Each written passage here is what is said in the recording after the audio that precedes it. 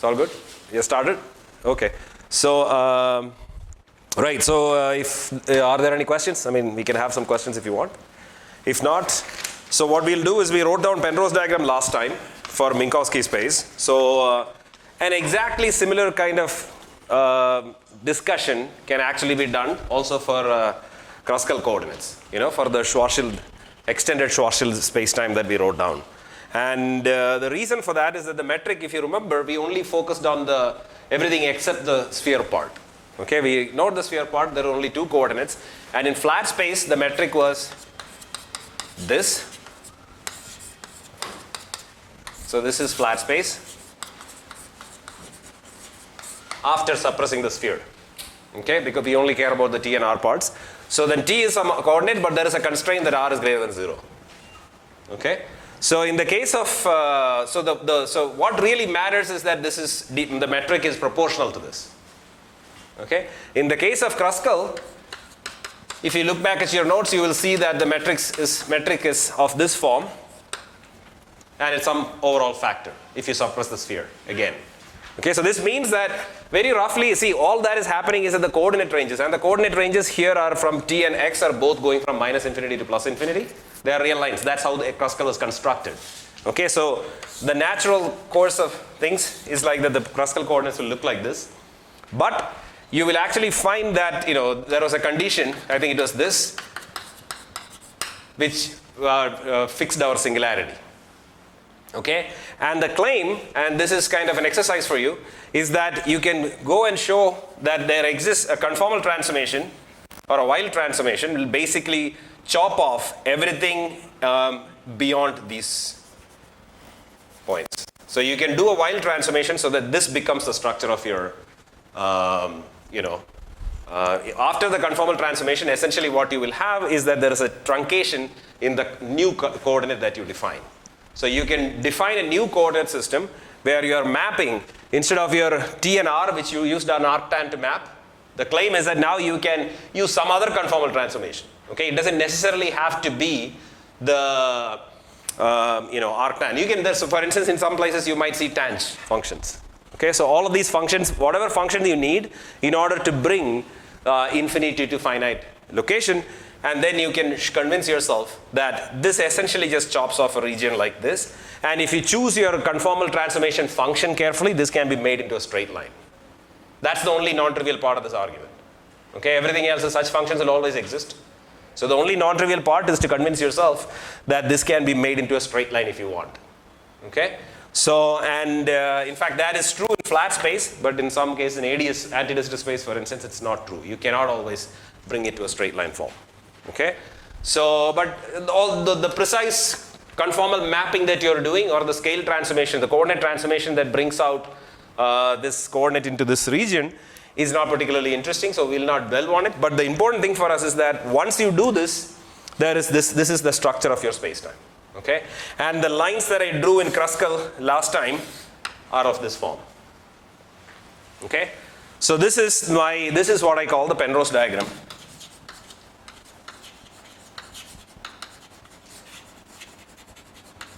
of the Schwarzschild geometry. If you have forgotten what I told you last time, the basic statement of Penrose diagrams is basically just that you do a coordinate transformation which acts on the metric as an overall scale factor.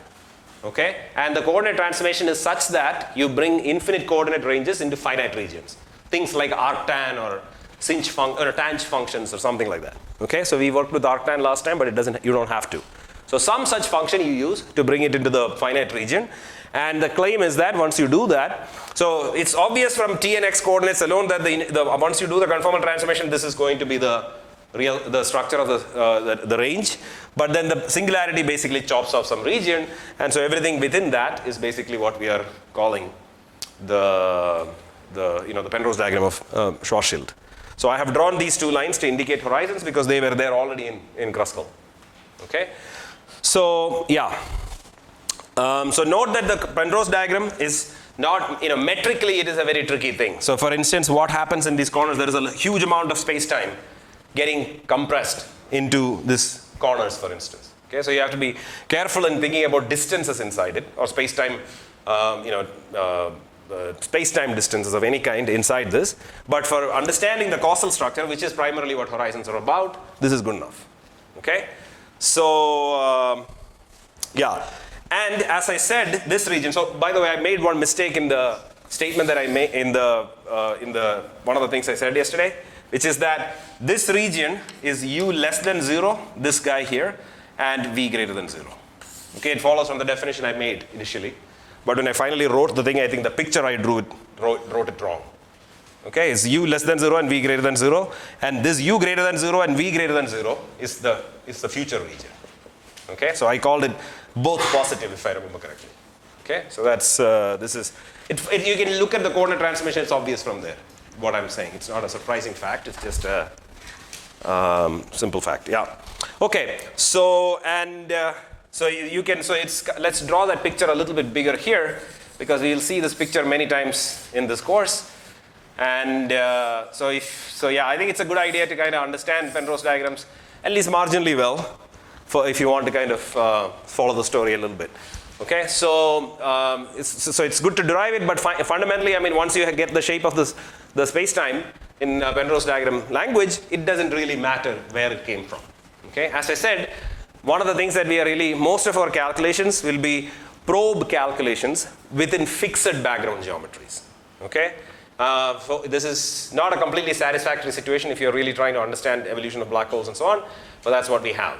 So most of the calculations will be, we'll propagate scalar fields, for instance. Scalar fields are the simplest possible probe.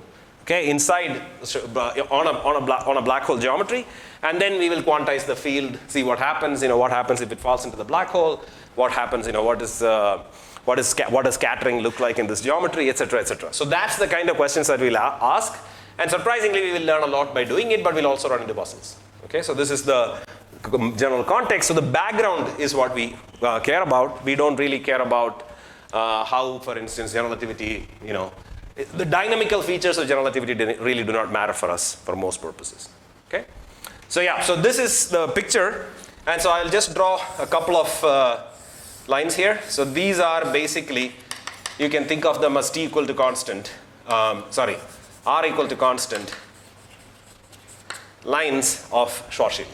Okay, and similarly you'll have curves like this, which basically correspond to t equal to constant lines of Schwarzschild. So the t and r are the Schwarzschild coordinates. Okay, so note that the coordinates that naturally denote this are either, you can think of them as u or v, which is t minus x and t plus x. So those are the coordinates in which this picture is drawn. Okay, so these are the coordinate ranges. Well, up to some overall, so when I write it like this, it's not quite u and v, but the coordinate transformation for pulling the coordinates into finite regions. There's an arctan also involved. Okay, arctan or hyperbolic or whatever. So, but for our problem, it will just be sketchy about. Just walk in. Is this the molecular simulation? No, it's not. Yeah. So, so what was I saying? Yes. Any questions? So this is the general structure of this is the general structure of our geometry, and we will see this picture many times. Okay. So this is the eternal black hole, by the way. Eternal black hole, as I said, is a black hole where we are not really considering the fact that it's evaporating, its mass is lost, and we also don't care about how it formed. Okay, so that's the story. So what another interesting or important fact about this is that if you'll notice, these slices are basically what are called Cauchy slices. Cauchy slices is just a fancy name for slices in spacetime where you put initial data, you can evolve wave equations consistently. Okay, so it means that in order to solve wave equations, you need to put in second order wave equations. Let's say second order wave equations. Let's imagine we are working with scalar fields and not Dirac fields or something. So if that is the case, then you need to put like the scalar field value and the derivative typically as initial data for evolving it. Right? Because second order equations need two pieces of data, and the question is, in what regime should you apply? Do you need this data? And the claim is that because of this is a property actually of wave equations in general. Okay, so wave equations in general have this property that they have this kind of a light cone structure. Essentially, wave equations are what sort of, are the progenitors of relativity, if you like.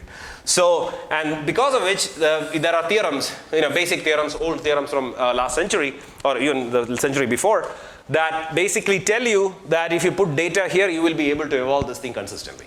Okay, so this will be very important. It basically means that in some sense, this whole, you can do consistent quantum field theory just on the right wedge. Okay, so or just on here. Okay, because essentially for doing quantum field theory, at least if you think about it in some sort of Hamiltonian or canonical kind of language, what you need are Q and Q dot, right? So the analog of that is basically phi and pi. If you have keen scalar field theory, as I asked you to look at in Sretnicki's book, you will see that these are basically the initial data that you need in order to do canonical quantization. And if you do, so that means that this data, if it is there, this quantum field theory is well defined in this region. Okay, so space-times or space-time regions which have slices where there exists a Cauchy slice of this type are sometimes called globally hyperbolic. It's a fancy name, but it's good to know it because it's often used. So the hyperbolic basically comes from the fact that some of these equations are hyperbolic partial differential equations. Okay, so these kind of space-times are, so this means that this is a globally hyperbolic region. Okay, sometimes you will use the word globally hyperbolic to describe a space-time which admits a Cauchy slice, but that's not the way in which I'm using it. I'm using it to denote any region where it can be well defined and you can do consistent quantum field theory. Okay, so for me, this is a globally hyperbolic region, but note that this entire space-time is actually globally hyperbolic anyway. So if you had, let's say you had some data here on this slice, if you put it there, you can see that the light cones are all contained within, so you will always be able to do quantum field theory there, okay, in the full Kruskal manifold. All right, so this is also this is a global Cauchy slice, if you like, of Kruskal. Cauchy slice, and this is a Cauchy slice of the exterior region of Schwarzschild. And both admit consistent quantizations of field theories. Okay, so that's a very important fact. So if they both admit consistent quantizations, then there is a question of whether these two quantizations are the same. Okay, because what do you mean by quantization of a free theory? If you have somewhat familiar with quantum field theory, is that you canonically quantize, you get these creation and annihilation operators, and then you use those creation and annihilation operators to define a vacuum. Right? You say that A annihilates the vacuum, that's how you define your vacuum or the ground state. Okay? So depending on the kind of modes means the solutions of the wave equations in that region, the notion of this creation annihilation operators can change, and because of which you will get different notions of vacua in the same space-time depending on which quantization you are considering. Okay, so and this will be a very important theme, especially in the first half of our course. So those are the kind of things that you can talk about when you have a picture like this. Okay, yes. So that's why Cauchy slices can go through horizons. Cauchy, sorry, say it again. Go through horizons, there's no problem. Yeah. There is Cauchy slice is basically just a statement about whether it is a spatial slice, and this is a well-defined spatial slice. And you necessarily need something that is going towards a point. Towards a point means? Like, could I not have had, why don't have included the horizon? Why did I start here, you mean? For example, at the center. Yeah. Why could my Cauchy slice not evolve inside the horizon from there? So if you put data here, it will. So typically the statement is basically that if you're only putting data here, then what happens here is not under your control, right? So if you put data here and you evolve with the Hamiltonian which can take you through that, then it will do that. From there onwards, it's a time actually. So, from where onwards? So the Cauchy slices, if you put data, the way in which it evolves, let me draw that picture once again. So maybe I'll draw it in Minkowski space so that the picture is clear. So let's say you put data here at some time slice. So the way it will evolve is it will basically evolve into some other curve. It's not going to become time-like at any point. It will just keep evolving. The Cauchy, for the data at one particular Cauchy slice evolves to data at another particular Cauchy slice. Cauchy slice, especially in Minkowski space, is just a fancy way of saying t equal to t0 and t equal to t1. So these are two Cauchy slices. Okay, so if you evolve with some Hamiltonian which is well defined under canonical quantization, let's say, you can start from some t0 which is smaller than t1 and evolve to some later T1. But it will be again a Cauchy slice. Okay? So it's basically evolution of data. Yeah. Yeah, so for the case to be having the global Cauchy slice should coincide with the local Cauchy slice in the Minkowski region. If you choose it to be like that, I'm just saying that this happens to be a Cauchy slice. So it is indeed true that for some purposes, it is useful to consider Cauchy slices. Let me draw that picture yet again of this form where the Cauchy slice goes like this. It is useful to consider Cauchy slices which go through this point here. Okay, so but I'm not drawing one of those here, but it's still a Cauchy slice. Okay, so for some purposes, yes, it is useful to consider. If you want to compare, let's say, so I mean we can talk about it eventually because we need to talk about it. So, but right now I'm just saying that this is a Cauchy slice because if you put wave equation data there, I can evolve it. That's the only statement. Okay, any other questions? Sorry? Mm-hmm.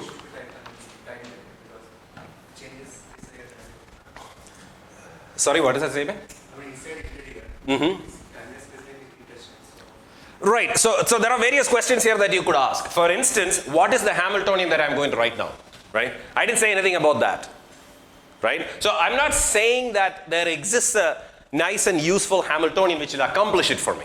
That the natural one is basically, if I look at all the causal structure information, may not be a useful one. You know what I'm saying? But I'm just saying that this data here, this is how always it evolves, right? For instance, even in Minkowski space, if you consider some region like this is the region which will be affected by it. You know what I'm saying? So that's the analogous thing that you're seeing here. Whatever happens here will only be affected with, will only affect things there. But I'm not talking about whether, the statement is not that this is just, I wanted to show you a Cauchy slice. This is not the statement that this is the most interesting one or the most useful one. I'm just saying that it is a Cauchy slice, which is that if you have enough data there, in principle you can evolve wave equations. Okay? So yeah. Any other questions? There was one more question somewhere here. So there's a single set of adjusted equations we can use to evolve the... That is up to you. So I'm just saying that the evolutions of hyperbolic partial differential equations they only respect these light cones. That's the only thing that they are called characteristic surfaces. Okay, so those are the only things that define where exactly the dependence of the data goes. I'm just saying that fact shows that this is a Cauchy slice. That's all I'm basically saying. Okay, so the rest of the statement about which evolutions are interesting is a separate question. Exactly. Exactly. Hamilton. Exactly. Yeah. So any asymptotically flags this time will have is covered? Not necessarily. Yeah. That's related to the fact that there can be some regions called Cauchy horizons, which happen in the case of, for instance, rotating or charged black holes. So the interior, there is something called an inner horizon that charged black holes have, where you will not be able to, so I have to draw a Penrose diagram in a slightly screwed up way to illustrate such scenarios. So. It's too much of a distraction, but you can ask me after the lecture. So, but there exist cases where you may not be able to write a globally hyperbolic slice when there are Cauchy horizons in the geometry. So, but that's not the case for Schwarzschild. Schwarzschild doesn't have one. So yeah, it's roughly speaking, the exterior Schwarzschild, exterior black hole region is always a Cauchy. You can always define quantum field theory properly there. There's no problem. But in the interior, weird things happen when there are charges and rotations and all that. So let me not make a comment on that. So any other questions? Okay, so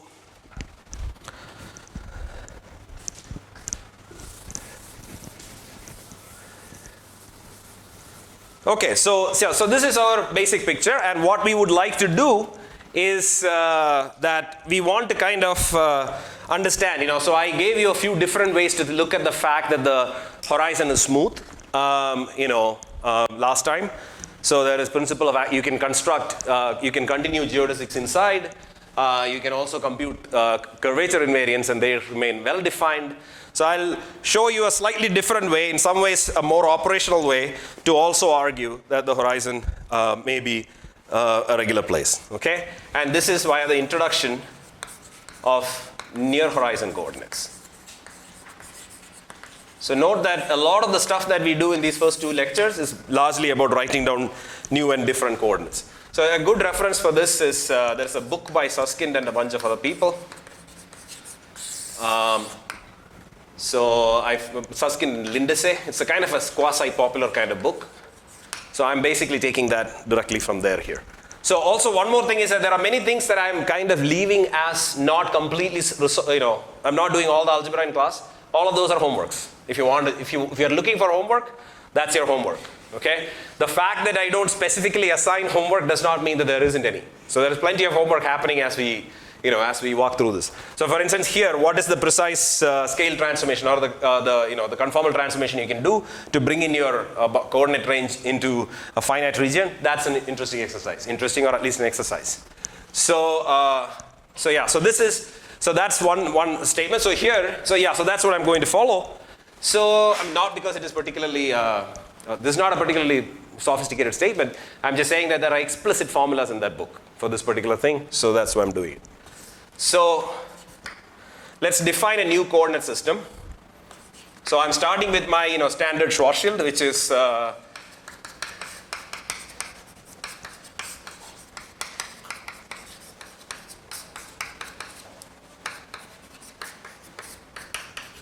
so this is my standard Schwarzschild coordinate system, and I want to compute this guy. Okay, so this is my definition of my new coordinate system, right? So this coordinate system, so this is, in principle it is doable, but as you can see, it is probably going to be messy, so which is why I gave you a reference. I mean, it's easy to do in Mathematica, but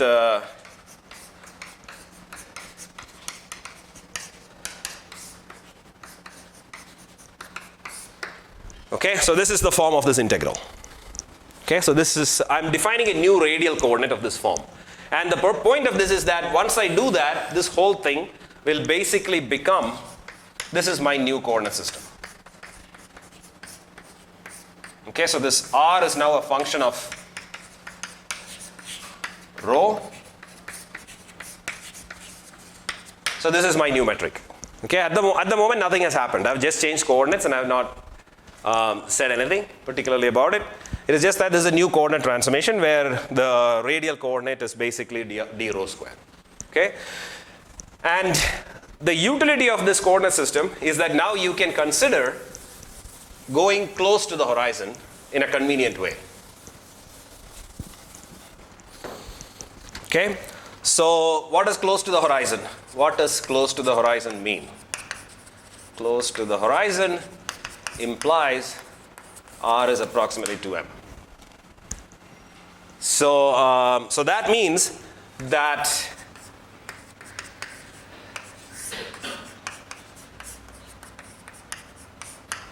okay, so you can check this and you will see that that is the case.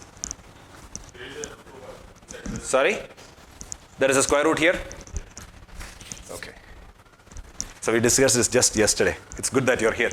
So this is so assuming that I have not made any more mistakes, this is the form of the approximate formula for rho when R is close to 2m. Okay, I'm just expanding it when R is close to 2m. That's all I'm doing. And if you do it, and then you can invert this. This means that okay, so this means that rho is close to 0.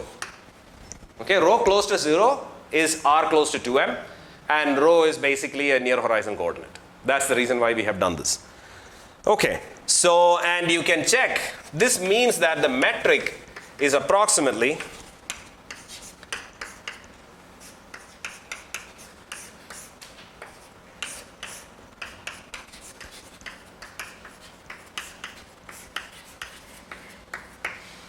okay, so this is the form of the metric.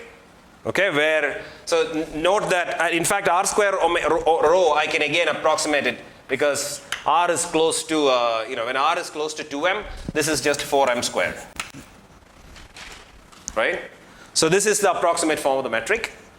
And so now we introduce a new set of coordinates.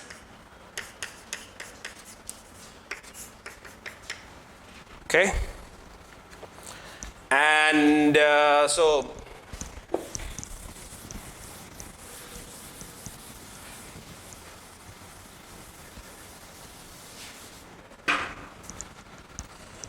So you can do two things. One is that let's look at a point close to some specific point on the horizon. Okay, a specific point on the horizon without loss of generality, I can take to be around theta equal to 0. So I'm going to zoom in at a particular point on the horizon where theta equal to 0 is the north pole. But note that I have made this choice arbitrarily, so theta equal to 0 is not particularly very important. It's just an arbitrary choice, essentially. Okay. So and if you do that, I can make these. One coordinate redefinition is this, but then I also make this definition. Okay, when theta is close to 0, note that d omega 2 square becomes d theta square plus theta square d phi square. Okay, sine square theta becomes theta square. So which means I can write my x in this way.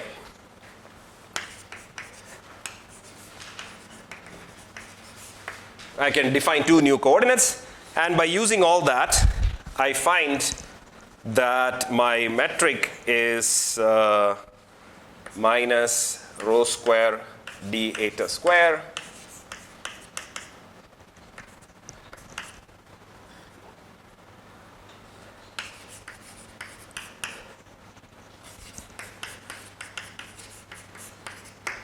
okay. So this is some coordinate system that I found, and this is what is called Rindler space. Rindler space in 3 plus 1 dimensions.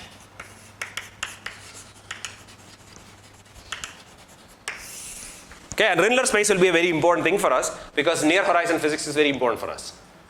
Okay, so so essentially what we have shown is that the near horizon geometry of Schwarzschild is basically of this form. Okay, and now the interesting point is that by doing an explicit coordinate transformation,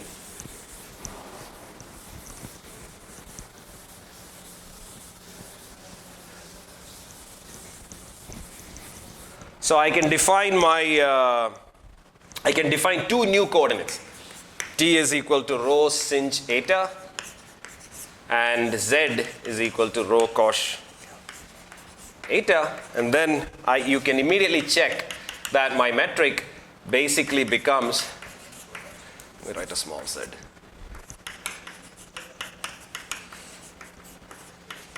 which is basically just Minkowski. Okay, so we have explicitly shown by coordinate transformation that near the horizon of a black hole, the space-time metric is that of Minkowski space. So this is what we have shown. Okay, so this is sort of it doesn't contain more information than what we did before, but nonetheless this is kind of an explicit demonstration that the horizon is likely to be a smooth place. Okay, so that's what this is. So note that the coordinate ranges matter here. So for instance, when you do this coordinate transformation, you will not be able to cover all of T and Z. So we'll have to worry about that in a bit. Okay, so but this will be sufficient motivation for us to study Rindler space in isolation.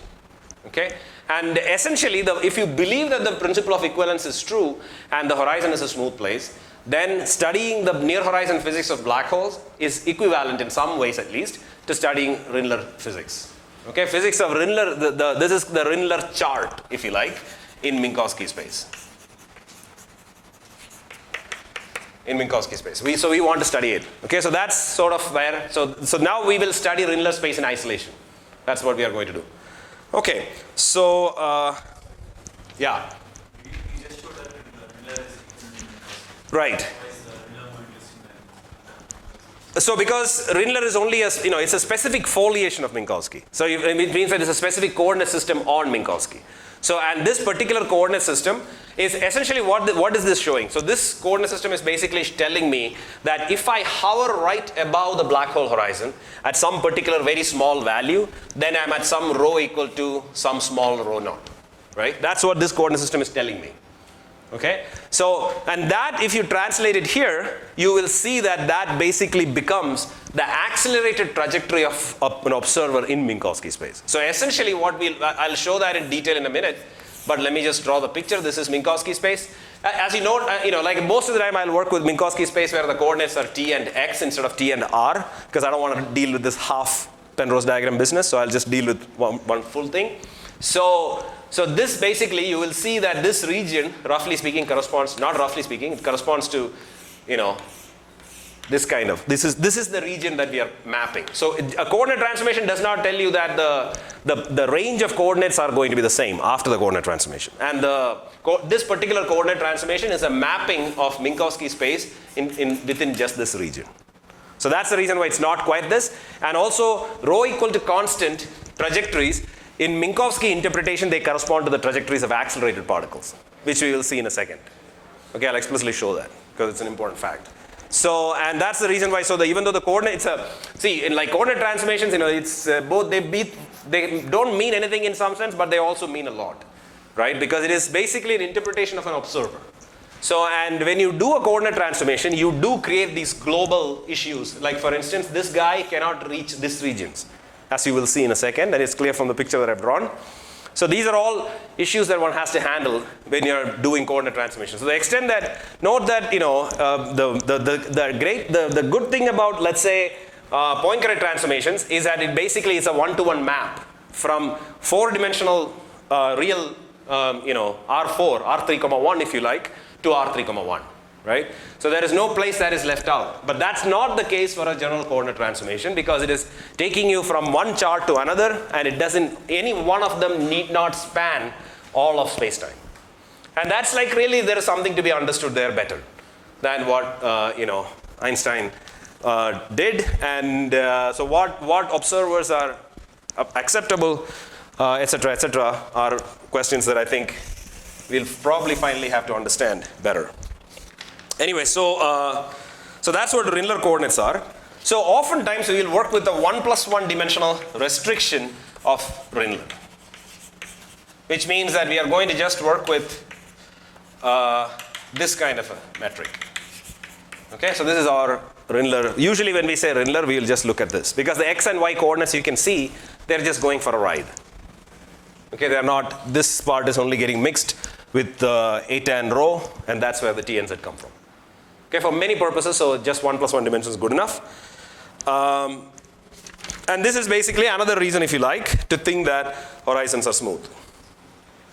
Okay, so yeah, so the claim here, so the point is that shifts in eta, this eta coordinate, if you want to move this eta by, if you want to shift eta going to eta plus some constant, let's say, that basically corresponds to a boost in tz coordinates. Okay, so that's one thing that also we will show in a second. It's clear from this already, but let me just do it in detail. Okay, so now that we have sort of motivated, so my claim is that that trajectory, so for any fixed rho, this basically corresponds to the trajectory of an accelerated guy in Minkowski space. This is the claim. Okay, so let's see that explicitly.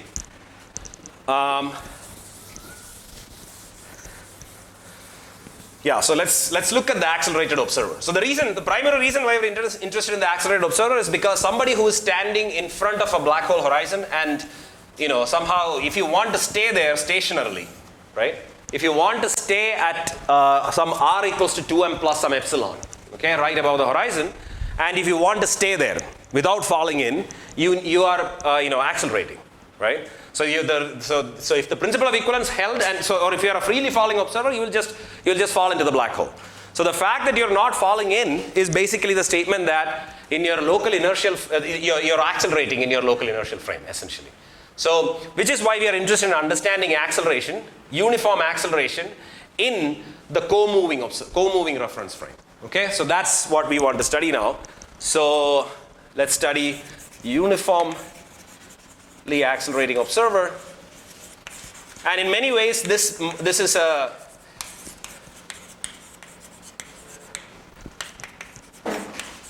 Minkowski space. So this is our sort of our workhorse for various things that we want to understand about horizons and black holes and so on.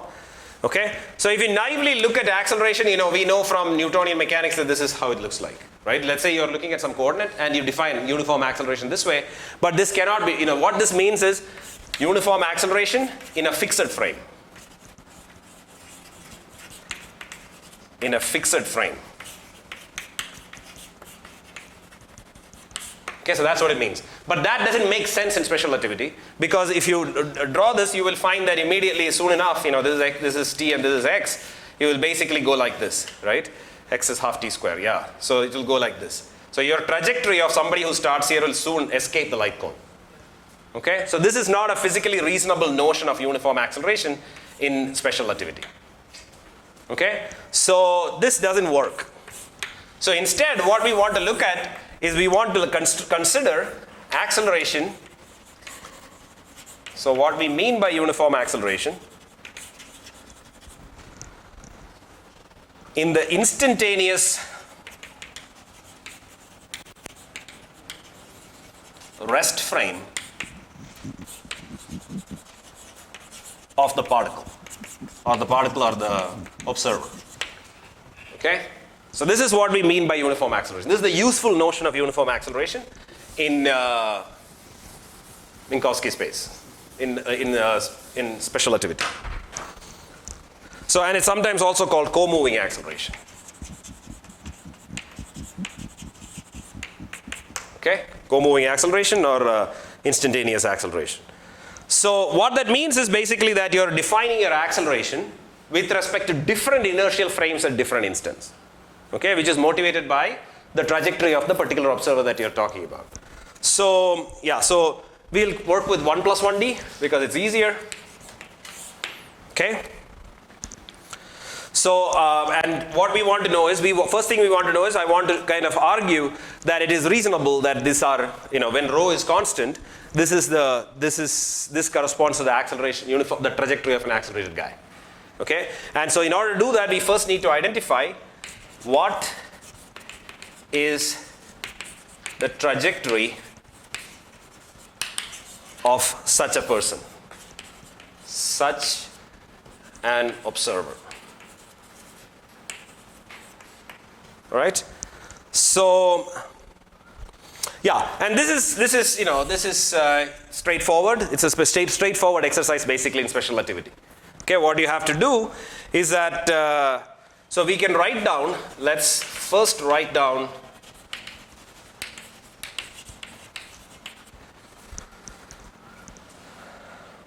the relative acceleration formula. So we'll forget about our question for the moment, fixing the trajectory of an accelerated guy. Instead, what we'll do is let's first write down the relative acceleration formula. I'm sure you have seen the relative velocity formula, and we can derive this from that, okay, by taking a derivative essentially. So let's do that.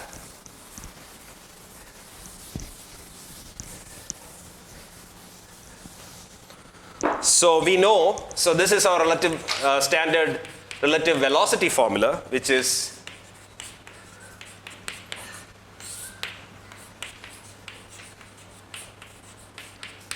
which you can derive from standard Lorentz transformation like formulas, but I'm just writing it. I'm sure that you've seen it. This is the velocity in the, this is the relative velocity in the new frame. Okay, so, and this is, you have seen this formula, right? Okay, so, so where we have x prime is basically just gamma x minus vt, and t prime is gamma t minus vx. So what I have done to get this is basically take a derivative of this respect to this. That's all I've done. And if you write it, you will get this formula. Even if you have not seen it, this is enough. Okay? So, and gamma is square root of 1 minus v square. C is always 1. So now I take one more derivative of this. So v is the instantaneous velocity of the point? Not yet. Right now I'm just comparing the relative velocities in two different frames. And eventually it will become the instantaneous velocity. Yeah. So eventually it will become the instantaneous velocity. So right now I'm just comparing what the velocities of one particle is in two different frames. That's all I'm doing. Okay? So, so the good thing is that if you compute this quantity, okay, after the dust settles, it kind of becomes simple and you get a simple formula. So this is my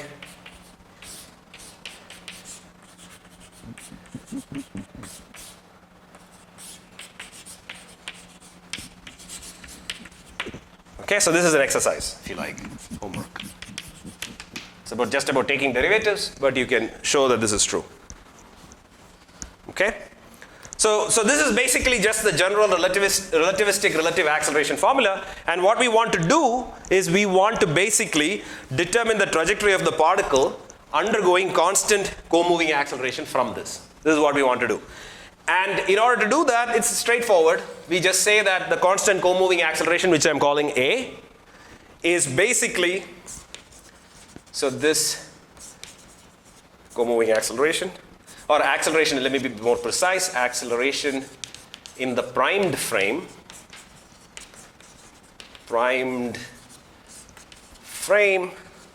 this is nothing but d square x prime by dt prime squared. Okay, so that's this left-hand side guy. And v, the velocity of the frame at that particular instant, is basically just dx by dt. Okay?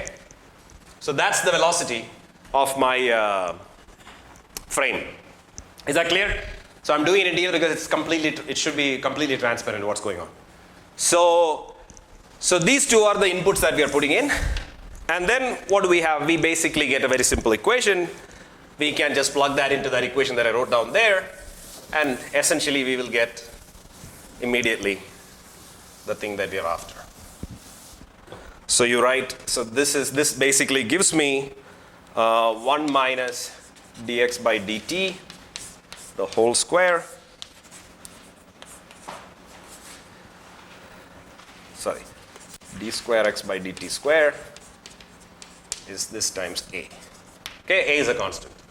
This is what I get. I just plug it into v, and I plugged in v is equal to dx by dt into that. That's it. That's all I've done. When you do that, you get a formula like this. And this now, it's just, first, an equation that you can solve. So, usual tricks that you are more familiar with than I am, like dx, d square, dx, v dv by dx is d square x by dt square type of stuff. So you can integrate this, and what you find at the end is the solution. So this is basically a trajectory equation, okay, because it tells you what x is as a function of t. So that basically leads to a formula of this form. It may seem a little too simple because there are two integration constants coming from integrations, etc. But we have done two things. We are adjusting v is equal to 0. V means dx by dt is equal to 0 at t equal to 0, and also origin of x is moved. So both of these things, so we have that much freedom because there are two integration constants, and when we do that, we get this. Okay, so because note that there are no integration constants after I did this. That's because I absorbed them into fixing these two. Okay, so this is my trajectory. Okay, this is basically a hyperboloid in Minkowski space. Okay, and you can sort of already see where this is headed. And now so the next ingredient sort of is that. So I mean, there are many ways to show this. This is just I'm kind of going it in a slightly roundabout way so that. We are spending a little bit of time in this instead of, because it's kind of crucial for various things we do.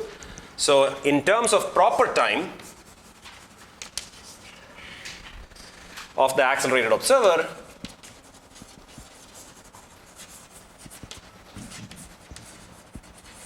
we can rewrite this, right? Because x, we want to write it. Typically, many times we are interested in writing not it as a function of x and t, but as a function of x as a function of tau and t as a function of tau.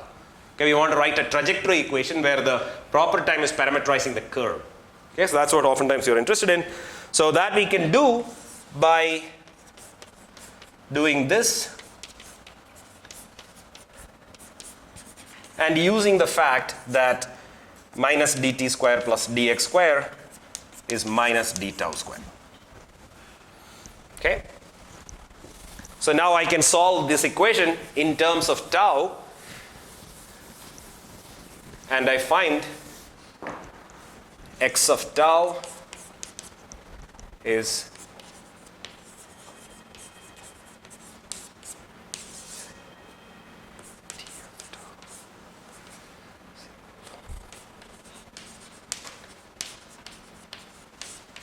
okay, and if I can absorb the a of tau into a new affine parameter if I like, which is tau prime, or which is what essentially I called eta in my previous thing.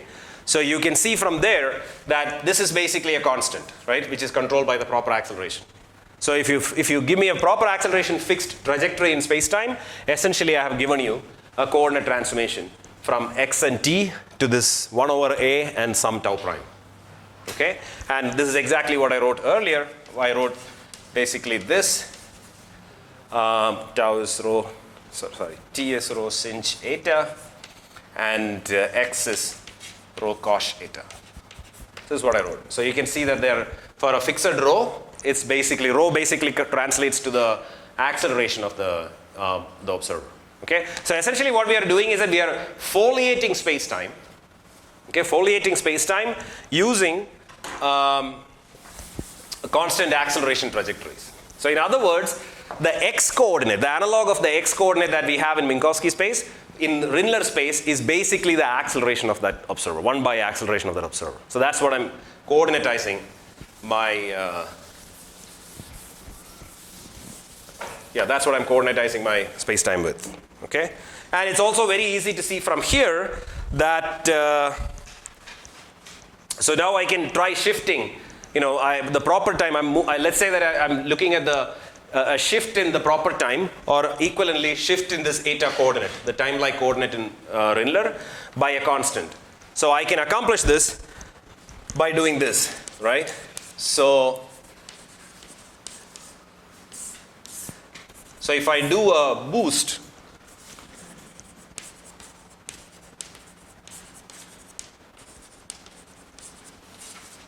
if I do this,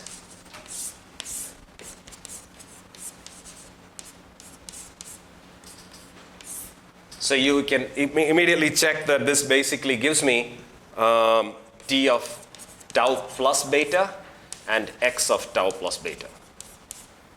So using these definitions. So I plug in this guy here, multiply it out, I can immediately check. So this is again a small homework. Okay? So what does that show? It basically shows, this is basically a boost in tx coordinates. Right? So by boosting the tx coordinates, what I have shown you is that it basically translates the world line of this accelerated observer. Okay? So that's the sort of the second bit. Yeah. So essentially what we have done here, and why this is useful, is because if let me draw, let me draw that picture in one more, after 10 minutes, something like that.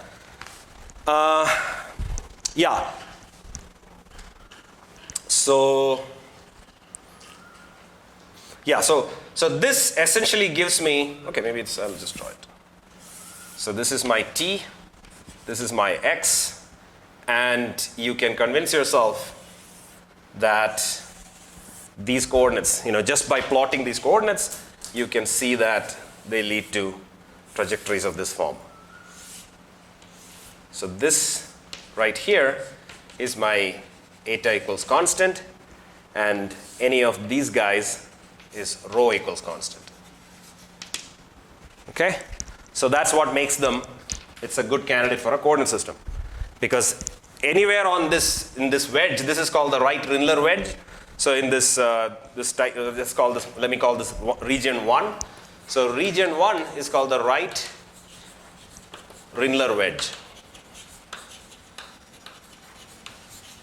And what it basically tells me is that, so the point is that rho and tau eta basically foliate the spacetime. They are perfectly valid coordinates in this region, but not outside. Okay? So, but from this, by doing an analog of the Kruskal extension, you had a question? Was there a question? No? Okay.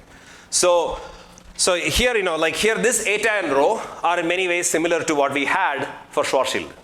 Because Schwarzschild, basically we took a near horizon limit and we found Rindler. And Rindler, we showed that we can do like this extension. Rindler basically is embedded in Minkowski space, and the connection between rho eta and tx is basically the connection between Schwarzschild coordinates and Rindler, Kruskal coordinates. Okay, so this will again play an important role.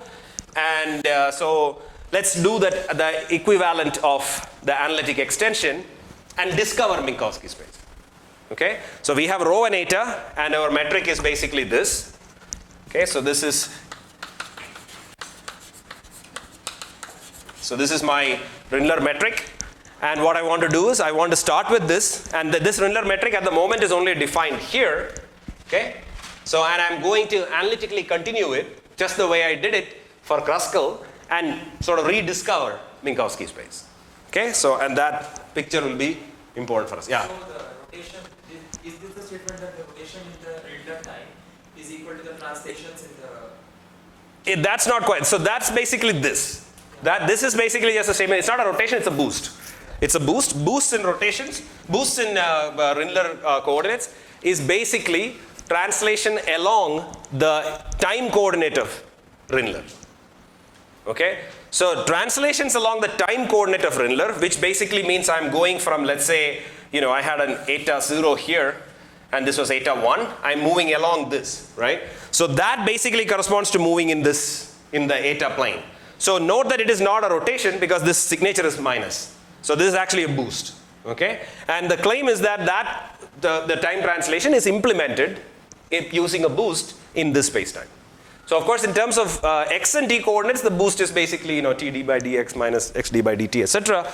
So, but here I'm just talking. Here it is just basically a translation. Okay. So time translation in the Rindler time is basically a boost in Minkowski time. So that's sort of the conclusion, and that again will be an important thing for various purposes.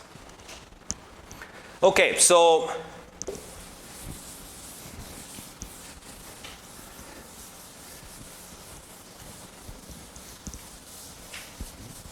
Right. So, yeah. Okay. So the natural definition of so we have Minkowski coordinates t and x sitting there. So we can define the analogs of Kruskal like this, and you immediately see from our definition there that this will lead to minus rho e minus eta, and this will be rho e eta. Okay, and this is exactly the same structure that we had in the case of Kruskal, except that there I had in my coordinate system there, this rho was more like e to the rho, so it was more like e to the rho minus beta, but that rho coordinate doesn't really play much of a role. So you can, if you want, you can make rho into e to the some psi, and then it will become even more similar to what we had earlier. Okay, so you can write this as e to the psi minus eta minus e to the psi minus eta and plus e to the psi plus eta. So the key thing here is, but this is minus sign. Okay, and that's essentially coming from the same fact that conventionally we take t and x to be, this is the positive direction of t and this is the positive direction of x. So because of that choice, the u automatically comes with a minus sign. Okay, it's part of the structural way in which we organize our t and x. You could have called this direction minus, then you would have had another sign. So it's purely a coordinate choice, but in this coordinate choice, this is the minus sign, and this is the same minus sign that we saw when we were working with Kruskal. Okay, again, it is due to the fact that we want to work with this conventional sort of coordinate system. It's not deeply physical, unlike these minus signs and all that. Those are more important. Okay, so, right. So this is our definition of u and v. So essentially, like the way to think about it, if you want to make an analogy with Schwarzschild, is that now you're thinking of this as your defining metric, and then we are introducing this as a coordinate system, which is basically the same thing as this coordinate system. Okay, and so you're in some sense you're going in this direction and discovering Minkowski space. So, but once we have Minkowski space, now you can define new coordinates here, here, here, new coordinates rho and eta. So they should not be confused with this rho and eta that we have here. So ideally they should be called rho tilde or rho 1 or rho 2 or rho 3, and there will be 4 such guys, okay? And tau 1 or eta 1, eta 2, eta 3, eta 4, but that's too much hassle. So confusingly, everybody and me, we will call it eta and rho, okay? So, but be careful because these are coordinates that span this region and not this region. For instance, if I write a coordinate system here, okay? So let's do that. So note that this basically enforces that. So this is my, in region 1, my coordinate system is basically what I have just written here, which is minus rho eta. Okay, so so that's what we have. So yeah, so sometimes it is also useful to introduce a slightly different coordinate system in the case of, so what we do is we define rho is, as I was saying, you define a new coordinate e to the psi, okay, so that this becomes minus e to the psi minus eta, and this becomes e to the psi plus eta, okay. So this is also purely convention, but it comes up sufficiently often that it is good to know it. Okay, this is purely a coordinate definition, psi, and the advantage of that in some sense is that it makes the connection between Kruskal even more transparent. Okay, because it is exactly the same structure that we had there. So, and to make it, because we have, we don't have enough coordinates, we will actually introduce one more coordinate here to call it E, U, and V, which is small u and V. Okay, if you're not sufficiently confused at this point, don't worry, we'll get confused later. So, and there are, I especially want to say that Rindler is a place where there are lots of important signs and some unimportant signs. So, it's a good idea for you to work out this before. If you want an exercise, that's an exercise.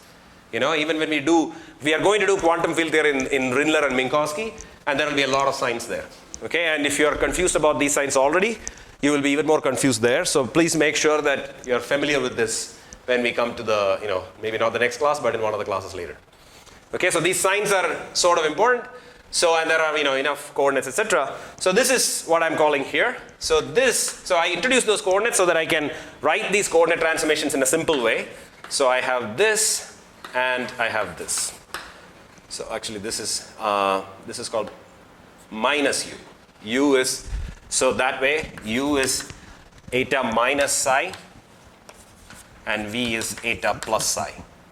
Okay, so this is again a standard thing. Whenever you typically have u and v, there will be a time coordinate minus a spatial coordinate. That's what happens for u. And for v, it will be time plus spatial. And this is true even for when you're working with flat space holography, various things like that. So this is a very, very conventional thing, and that's what I've done here. Okay? So there are, all the coordinates here are sort of important. And so this is region 1. So now I can extend my u and v in a similar way by doing this. So this is minus e to the u and e to the v.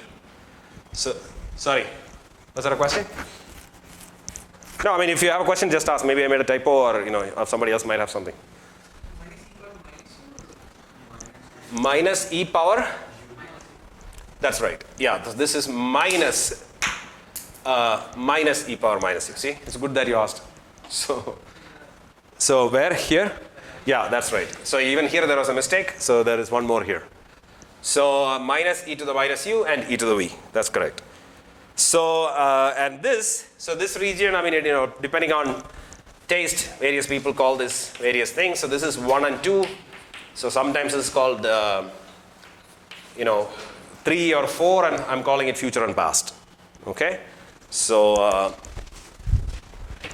this u comma v. Now I can define my region 2, where now the point is that I want these guys. See, the real thing that is happening here, which let me draw a picture here and illustrate, is that if you have t and x here, this capital U and capital V, this is u greater than 0 region, and this is u less than this region.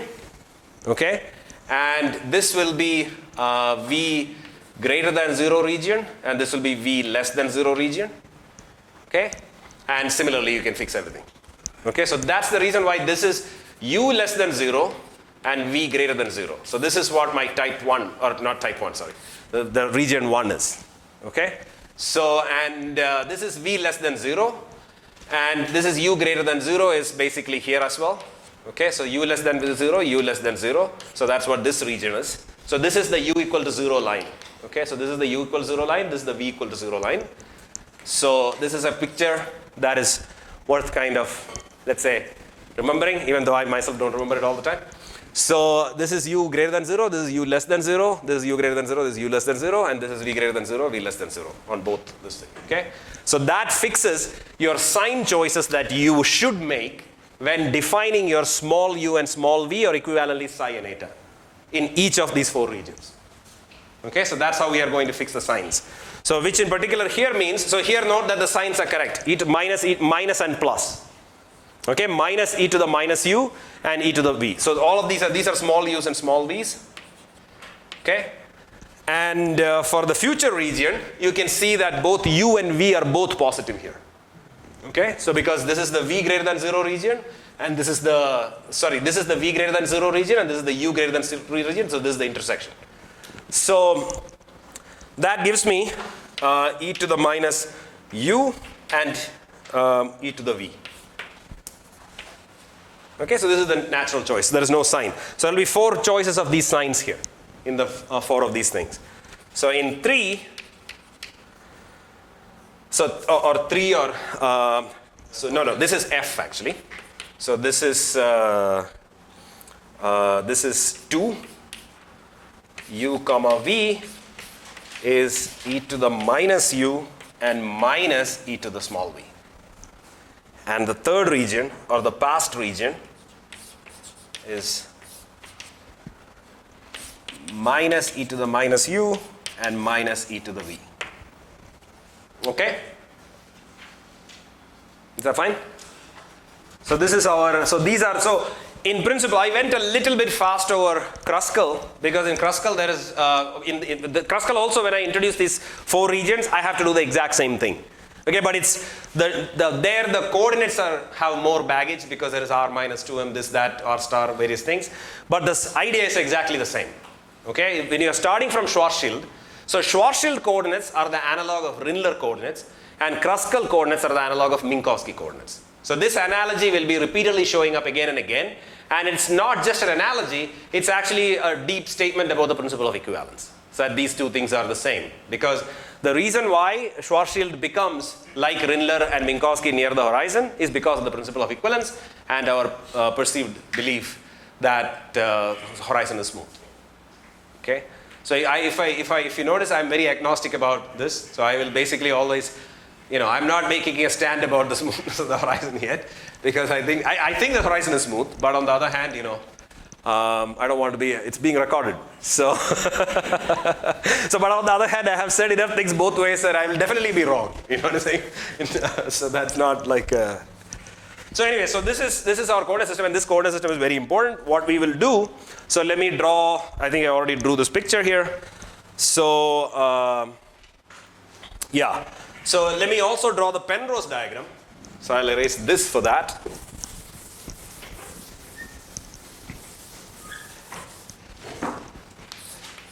So the Penrose diagram of Minkowski space, note that when I say Penrose diagram, now I'm drawing it in terms of the t and x coordinates, or let's say the t and x coordinates, and not t and r. As I said, I don't want to deal with the half radius thing. So now this is an exercise for you to map this region to a region of Penrose diagram. And this is not as trivial as the other exercises I've said. Penrose diagram map of Rindler wedge. Slightly harder, but it's still not like hard. So this is the region that, this is 1, this is 2, and this is future, and this is past. Okay? And you will see that the rho coordinate, so let me erase the shading actually. So these are the rho coordinates, rho equals to constant coordinates, and these are the eta coordinates. Okay? So rho equal to constant is also the same thing as psi equal to constant. Okay, because rho equal to constant means psi equal to constant. And similarly, you will have similar foliations on each of these 4 wedges. So this thing is sometimes called the right Rindler wedge, and this is the left Rindler wedge. And we will basically study quantum field theory in these 2 wedges together in our, let's say in the next lecture. So I think because there are enough signs, and I also have something to do right before lunch, so we will stop here. So if you have any questions, I'm happy to take a few more questions. So, but yeah, so that's this, I think be aware of these signs, because these signs kind of matter. We can stop it. Any questions?